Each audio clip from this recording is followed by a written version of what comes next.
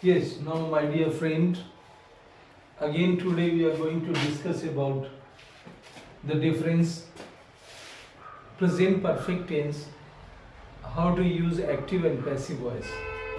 First of all, I'll tell you present perfect tense is used when action is started in the past and finished in present. कोई भी action जब past में शुरू होता है और प्रेजेंट में आके ख़त्म होता है, जिसका कोई रिजल्ट निकलता है, उसको हम प्रेजेंट परफेक्ट में यूज़ करते हैं. अगर पास्ट में शुरू हुआ, पास्ट में ही ख़त्म हो गया, तो हम उसको पास्ट सिंपल बोलते हैं.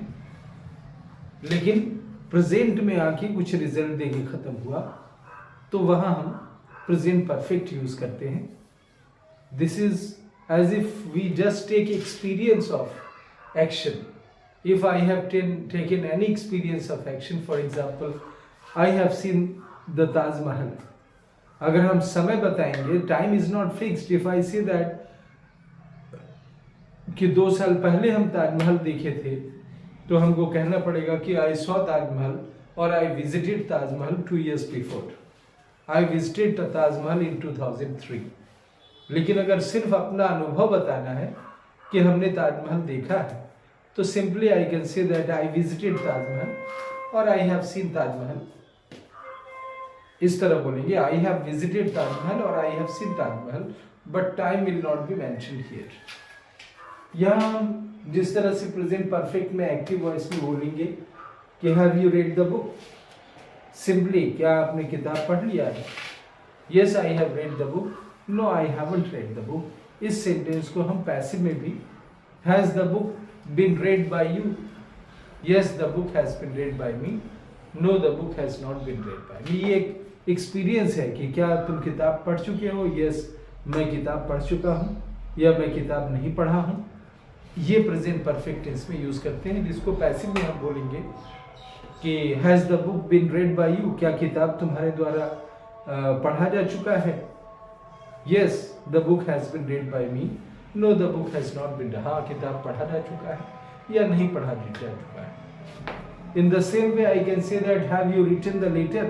क्या तुमने पत्र लिख लिया है? Yes, I have written the letter. No, I haven't written the letter. इसमें पूरा फोकस रिजल्ट की तरफ है, लिख देने के बाद जो रिजल्ट होता है. प्रेजेंट परफेक्ट कंटिन्यूअस से कंफ्यूज नहीं होना चाहिए, क्योंकि अगर इसमें बोलेंगे कि अगर इसको ऐसे बोलेंगे कि I have been writing a letter, तो समय भी यूज़ किया जाता है. I have been writing a letter for 2 hours. मैं 2 घंटे से किताब लिख रहा हूँ. लेकिन जब हम बोलते हैं I have been writing a letter, मैं 2 घंटे से किताब लिख रहा हूँ, तो उस पर एक्शन पे फोकस है. लेकिन जब ये कहते हैं कि I have written the letter, मैं किताब लिख चुका हूँ, तो यहाँ रिजल्ट पे फोकस है.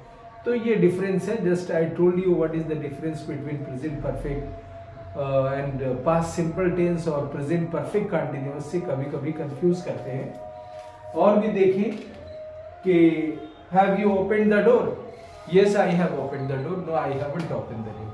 पैसिव में इसी बात को सेम वही सेंस वही मीनिंग निकलेगी कि has the book been has the door been opened?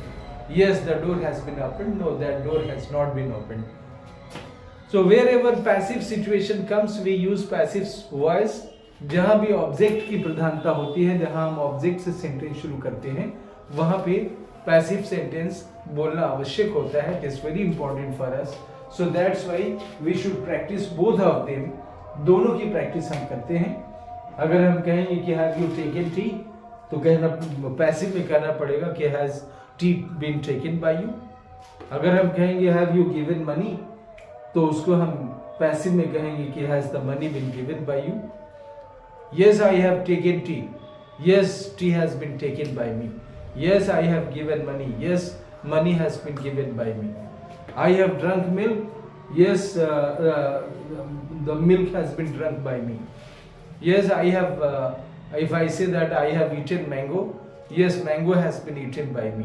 दोनों तरीके से हम इस प्रेजेंट परफेक्ट की बात को कह सकते हैं. So this is the way. And my dear friend, if you find any difficulty in the comment you can write something if you want to see, or if you find it short in Facebook or in Instagram, if you find it short, because so I will tell you that you should come and see on YouTube. You will get the full videos on YouTube and you can learn. In the comment you can ask question also. Thank you very much. I hope that you will get benefit from all this.